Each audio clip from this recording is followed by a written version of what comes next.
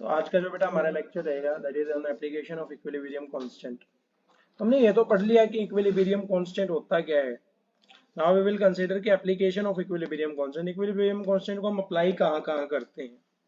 तो सबसे पहली बात तो ना आपके पास एक रिएक्शन ही है, कुल मिला के यही है जो है कि A in gaseous state is converting into B and B is further converting into A. तो यही है जो है, इसी में क्या करना है, इक्विलिब्रियम कांस्टेंट का यूज करना है। तो इक्विलिब्रियम कांस्टेंट सबसे पहले तो हमें क्या बताता है कि कितना रिएक्टेंट कंप्लीट हो गया है, कितना रिएक्टेंट कंप्लीटली कन्वर्ट हो गया है बी के अंदर, और कितना रिएक्टेंट कंप्लीटली कन्वर्ट हो गया है बी के अंदर, that is known as extent of reaction. उसे हम क्या कहते हैं, एक्सटेंट कहते हैं कि कितने तक कंप्लीट हो गया है। सेकंड जो आती है बेटा, सेकंड आती है कि डायरेक्शन कैसी होगी। क्या तो आपके पास फॉरवर्ड डायरेक्शन हो सकती है, या आपके पास कौन सी डायरेक्शन हो सकती है, बैकवर्ड डायरेक्शन हो सकती है। तो इन दोनों में से एक ही डायरेक्शन होगी, जिसको कौन बताएगा, इक्विलिब्रियम बताएगा। एंड थर्ड इज, क्या कैलकुलेट कर सकते हैं हम इससे, क्या तो हम रेट कैलकुलेट कर सकते हैं, कंसंट्रेशन ऑफ रिएक्टेंट कैलकुलेट कर सकते हैं, कंसंट्रेशन ऑफ प्रोडक्ट को कैलकुलेट तो नहीं कर सकते, और reactants of concentration of product को भी कैलकुलेट कर सकते हैं by the way, and rate को कैलकुलेट कर सकते हैं। तो ये तीन एप्लीकेशंस होती है, एक एक करके सभी के बारे में डिटेल में पढ़ेंगे। तो सबसे पहले एप्लीकेशन के बारे में पढ़ते हैं, that is predicting the extent of reaction. तो इक्विलिब्रियम कांस्टेंट जो होता है बेटा, वो डायरेक्टली प्रोपोर्शनल होता है किसके, एक्सटेंट ऑफ रिएक्शन के। मतलब आपके जो ये के इक्विलिब्रियम की वैल्यू जितनी ज्यादा होगी उतना ही ज्यादा रिएक्टेंट किस में कन्वर्ट हो जाएगा, प्रोडक्ट के अंदर कन्वर्ट हो जाएगा। इसकी वैल्यू जितनी कम होगी उतना ही कम रिएक्टेंट कन्वर्ट होगा किसके अंदर, प्रोडक्ट के अंदर। समझ आया नहीं है। ये वैल्यू ऑफ के इज लार्ज, अगर वैल्यू ऑफ के क्या है, लार्ज है, reaction goes in forward direction. तो रिएक्शन कौन सी डायरेक्शन में जाएगी, फॉरवर्ड। अब ध्यान से देखो ये क्या कह रहा है, A is converting into B and B is converting into A। तो आपकी A की कंसंट्रेशन क्या है, ज्यादा है, A की कंसंट्रेशन क्या है, ज्यादा है, या फिर हम इसको ऐसे मान सकते हैं, कंसंट्रेशन पे तो अभी तक हमने जिक्र किया ही नहीं है, सिर्फ के इक्विलिब्रियम में ही चलते हैं। अगर के इक्विलिब्रियम की वैल्यू क्या है, ज्यादा है, दैट मींस A किस में कन्वर्ट हो जाएगा, B में कन्वर्ट हो जाएगा। If value of K is less, अगर K की वैल्यू क्या है, लेस है, तो आपका जो डायरेक्शन है वो डायरेक्शन कौन सी फेवर होगी, बैकवर्ड। बैकवर्ड डायरेक्शन में क्या करेगा, ये रिएक्शन फेवर करेगा। और अगर के की वैल्यू ज्यादा है तो कौन सी करेगा, फॉरवर्ड डायरेक्शन। के की वैल्यू ज्यादा का मतलब क्या है कि आपका रिएक्टेंट अभी भी कन्वर्ट होना चाहता है किसके अंदर, प्रोडक्ट के अंदर। क्लियर है। और के की वैल्यू कम का मतलब क्या है कि प्रोडक्ट फिर से किस में कन्वर्ट हो रहा है, ए में कन्वर्ट हो रहा है। जैसे कि अगर आपकी वैल्यू, के की वैल्यू 1000 से ज्यादा है, 1000 से क्या है, ज्यादा है, तो extent in this case is large, बहुत ज्यादा एक्सटेंट है, and our reaction proceed almost to completion, कि ऑलमोस्ट आपकी रिएक्शन क्या हो गई है, कंप्लीट हो गई है, कि ए जो था वो किस में कन्वर्ट हो रहा था, बी में कन्वर्ट हो रहा था, एंड 99.9% जो ए का पार्ट है वो क्या हो गया है, कंप्लीट हो गया है किसके अंदर, बी के अंदर।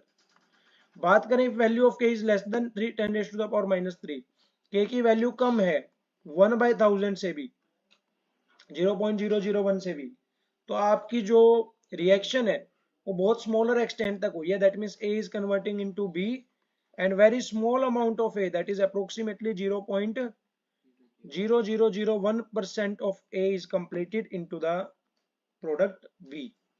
और अगर आपकी के की value 10 raised to the power -3 और 10 raised to the power 3 के बीच में आ रही है, then there is appreciable concentration. Appreciable that means 40 to 60% आपका ए किसमें कन्वर्ट हो रहा होगा, बी के अंदर कन्वर्ट हो रहा। क्लियर है। तो इस तरीके से हम के इक्विलिब्रियम की मदद से क्या कर सकते हैं, एक्सटेंट ऑफ रिएक्शन को बता कर सकते हैं। क्लियर है बेटा, समझ आया नहीं है। तो that is our next topic. It tells us whether the reaction is going towards forward product, towards product और रिएक्टेंट, रिएक्शन कोशेंट। तो सेकंड हमारे पास जो एप्लीकेशन आ रही है वो कौन सी आ रही है, predicting the direction of reaction, predicting the direction of reaction. इससे पहले ना आपको एक बात समझने की जरूरत है। कौन सी बात, प्यारी बात, प्यारी बात कौन सी सर? ये वाली।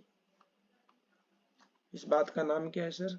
Reaction quotient, and that is बहुत इंपॉर्टेंट। कोशेंट देखा है? कोशेंट इससे क्या करते हैं? डिवाइड करते हैं। ध्यान से देखो, N2 plus 3H2 is converting into 2 moles of NH3। अब देखो ध्यान से, मुझे इसका क्या लिखना है? इक्विलिब्रियम कांस्टेंट लिखना है। तो इक्विलिब्रियम पे प्रोडक्ट की कंसंट्रेशन बाय रिएक्टेंट की कंसंट्रेशन, तो इसको ना एक टर्म से डिफाइन करते हैं, that is equal to Q, reaction quotient. Reaction quotient क्या होता है? कंसंट्रेशन ऑफ प्रोडक्ट अपॉन में कंसंट्रेशन ऑफ रिएक्टेंट। तो that will be equal to concentration of NH3 to the power whole twice or concentration of N2 and concentration of H to the power 3। आपके जो moles हैं वो किस में चले जाते हैं? पावर में चले जाते हैं। ऊपर किसकी कंसंट्रेशन आती है? प्रोडक्ट की। नीचे किसकी आती है? रिएक्टेंट की। और अगर इसके अंदर ये जो रिएक्शन कोशिएंट आ रहा है ये रेट कांस्टेंट के इक्वल हो जाए, इक्विलिब्रियम कांस्टेंट के इक्वल कब होगा? जब आपके पास क्या अटेन हो जाएगा? इक्विलिब्रियम। क्लियर है?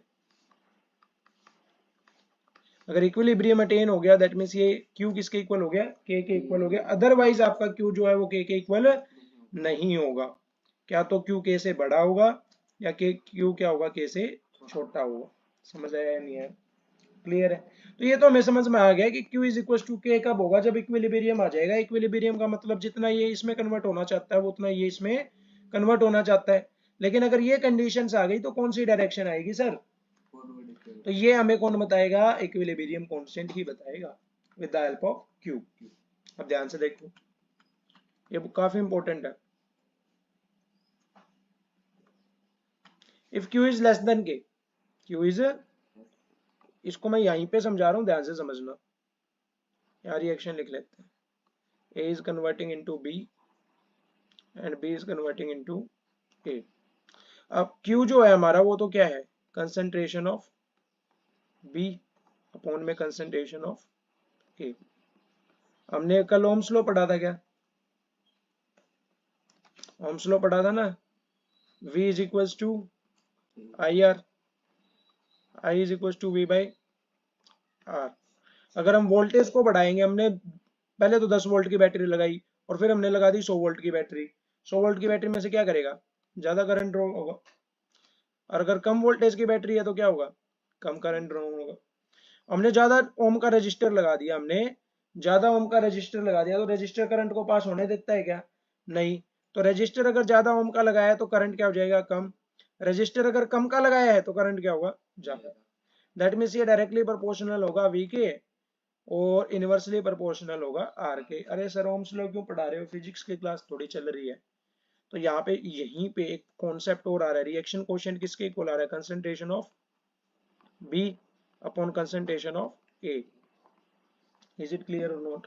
मैं कह रहा हूं कि आपका अगर कंसंट्रेशन ऑफ A बढ़ेगी तो Q की वैल्यू, अगर कंसंट्रेशन ऑफ A की वैल्यू घटेगी तो Q की वैल्यू बढ़ेगी। अगर कंसंट्रेशन ऑफ B की वैल्यू बढ़ेगी तो Q भी बढ़ेगा। कंसंट्रेशन ऑफ B घटेगी तो Q क्या होगा? इसका रिवर्स देखो। आप रिवर्स क्या कह रहा हूं मैं? अगर Q की वैल्यू बढ़ेगी, अगर Q की वैल्यू बढ़ेगी तो B की वैल्यू क्या होगी? वो भी बढ़ेगी। और A की वैल्यू क्या होगी? समझ आया नहीं है? अब B की वैल्यू क्या है? ज्यादा है। A की वैल्यू क्या है?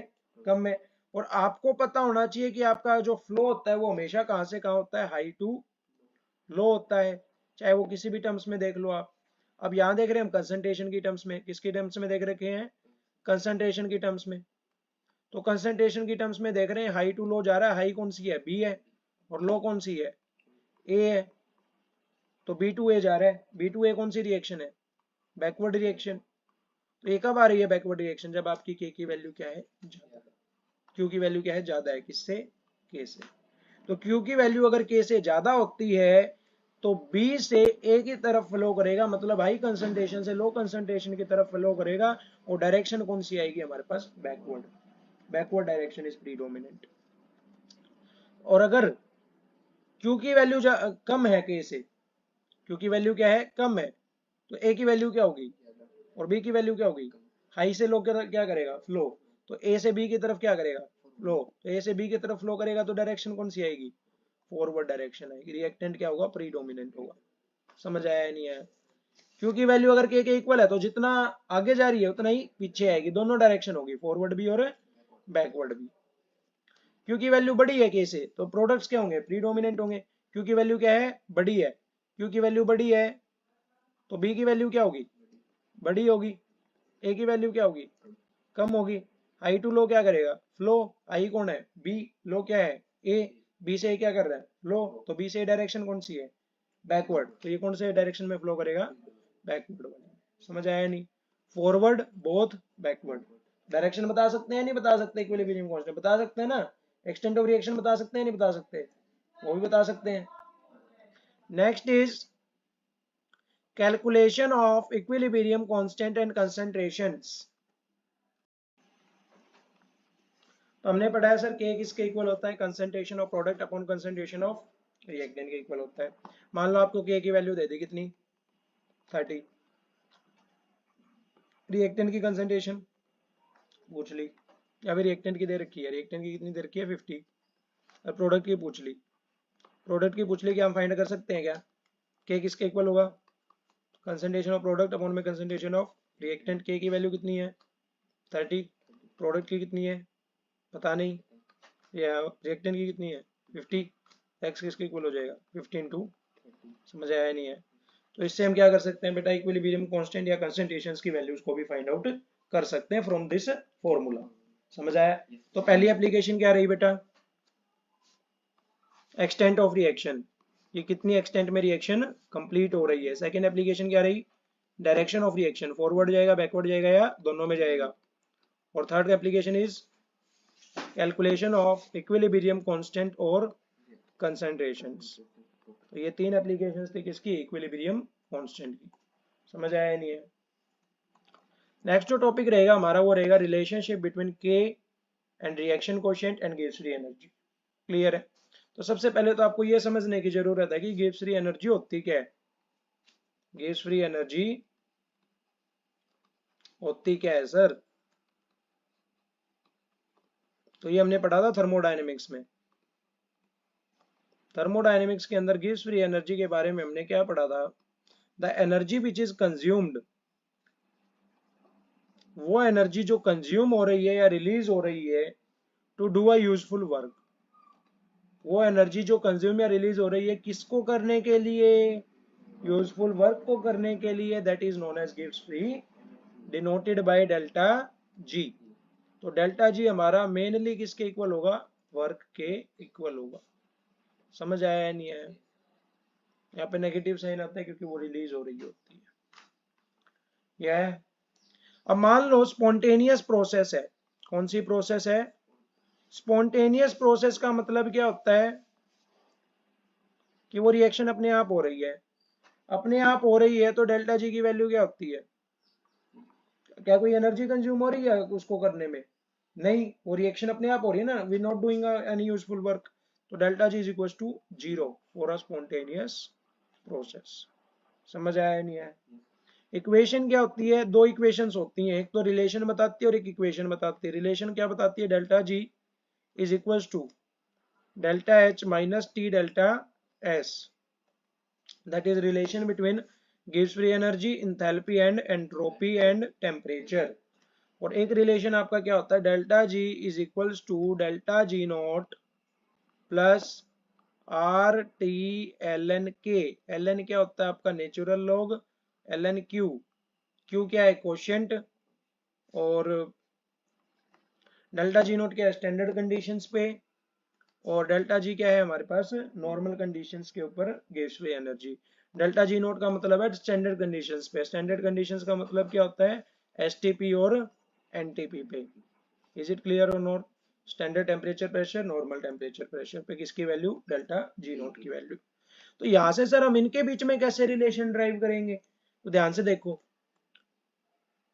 We know Q is equal to product upon में रिएक्टेंट, Q किसके इक्वल होता है, प्रोडक्ट बाय रिएक्टेंट के इक्वल होता है, at equilibrium we know Q is equal to K। तो ये देखो क्या कहना चाह रहा है, कि मान लो कोई रिएक्शन है, reactant gives product, reactant gives product, तो यहाँ पे Q किसके इक्वल होगा, कंसंट्रेशन ऑफ अपॉन में कंसंट्रेशन ऑफ। और बात करें हम इक्विलिब्रियम की, तो इक्विलिब्रियम के ऊपर Q किसके इक्वल हो जाएगा, K के इक्वल हो जाएगा। Any doubt? नहीं है सर। इक्विलिब्रियम के ऊपर हमने ये तो पढ़ लिया कि Q किसके इक्वल हो जाएगा, K के इक्वल हो जाएगा। एक रिलेशन हो रहेगा, क्या सर, कि आपका जो डेल्टा जी है उसकी वैल्यू कितनी हो जाएगी, 0। क्यों हो जाएगी, क्योंकि जितनी फॉरवर्ड जा रही है उतनी किस में आ जा रही है, बैकवर्ड में आ जा रही है। तो प्रोसेस कैसी है, स्पॉन्टेनियस। तो we are doing any useful work, not. तो डेल्टा जी की वैल्यू कितनी आ जाएगी, 0। अब डेल्टा जी किसके इक्वल था, डेल्टा जी नॉट प्लस में आर टी एल एन के क्यू, लेकिन क्यू किसके इक्वल हो गया, के एट इक्विलिब्रियम। तो यहाँ पे क्यू की जगह हम क्या लिख सकते हैं, के लिख सकते हैं। समझ आया नहीं है? डेल्टा जी क्या हो गया, 0। तो डेल्टा जी नॉट प्लस में आर टी एल एन के, ये हमारा किसके इक्वल आ रहा है, 0 के इक्वल आ रहा है। अगर मैं इसको इस साइड लेके जाऊं तो डेल्टा जी नॉट किसके इक्वल आएगा, minus of R T L N K. Any doubt regarding this? नहीं है सर। तो डेल्टा जी नॉट जो है हमारा वो minus R T L N K equal आया है। Delta G not is equals to minus of R T L N K. Delta G not is equals to, अगर हमें एल एन को convert करना हो लॉग में तो हम क्या करते हैं, 2.303 से मल्टीप्लाई कर देते हैं किसको, लॉग को। तो 2.303 आर टी लॉग के। कुछ वैल्यूज होती हैं आपकी, एल एन वन की वैल्यू कितनी होती है, 0 होती है। एल एन टू की कितनी होती है, 0.69 होती है। ठीक है, ये वैल्यूज आपको याद करनी है। लॉग वन की कितनी होती है, 0 होती है। लॉग टू की कितनी होती है, अब देखो लॉग टू फाइंड आउट करना है एल एन टू की मदद से। तो एल एन किस में कन्वर्ट हो करते हैं, एल एन को जब लॉग में कन्वर्ट कर देते हैं तो 2.303 से मल्टीप्लाई कर देते हैं। तो एल एन टू की वैल्यू तो हमें पता है ना कितनी है, 0.69। That will B converting into 2.303 into में log 2। और log 2 की वैल्यू फाइंड आउट करनी है तो इस 2.303 को इस साइड ले आएंगे, तो इससे इसको डिवाइड करेंगे तो 0.69 अपॉन में 2.303, ये हमारे पास किसकी वैल्यू आ जाएगी, log 2 की वैल्यू आ जाएगी। समझ आया नहीं है? तो इस तरीके से हम वैल्यूज को क्या कर सकते हैं बेटा, फाइंड कर सकते हैं। क्लियर है? डेरिवेशन जो है वो हमारा यहाँ चल रहा है। अब delta G naught is equals to किसके इक्वल आ गया, minus of 2.303 R T log K. बात करें यहाँ पे आर की, तो आर क्या है बेटा, आपका यूनिवर्सल गैस कांस्टेंट, जिसकी वैल्यू कितनी होती है, 8.314, 0.8210 आएगा यहाँ पे, एंड 1.93। ये किसमें होता है, किलो कैलोरी पर मोल पर केल्विन। ये किसमें होता है, एटीएम लीटर पर मोल पर केल्विन। ये किसमें होता है, जूल पर मोल पर केल्विन। और बात करें बेटा टी की, तो टी क्या है, हमारा टेम्परेचर है। समझ आया या नहीं आया? तो इस तरीके से हम इनको क्या कर सकते हैं, डिनोट कर सकते हैं। क्लियर है बेटा? तो that is all about your relation between K गिव्स free energy and Q. Q किसके इक्वल है हमारे यहाँ पे, के इक्वल है। क्लियर है? That all about this lecture. Tomorrow we will do some numericals on these formulas and start our new chapter and start our new topic. And the topic for tomorrow section will be very important topic, and that topic is Le Chatelier principle. I always name this topic before doing this because this topic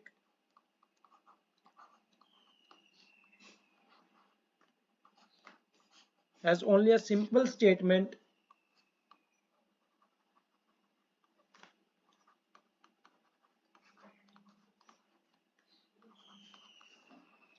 through which we can correlate our all the concepts. आपके जितने भी concepts हैं, effect of volume, effect of concentration, effect of something else, state variables को जो भी change करने से जो भी इफेक्ट आ रहा है, वो हम सिंपल एक स्टेटमेंट से क्या कर सकते हैं, अंडरस्टैंड कर सकते हैं. Therefore I name this topic before we started this lecture. Clear है? तो ये आपको ली चैटिलियर प्रिंसिपल पढ़ के आना है, प्लस जो आपके ये कॉन्सेप्ट्स आज कराए गए हैं, इन कॉन्सेप्ट्स को रिवाइज करके आना है. इज इट क्लियर और नॉट? तो आज की क्लास बेटा इतने यहीं तक रखेंगे. तो सभी बच्चे इसको थोड़ा ध्यान से करके आइएगा. ठीक है? ओके.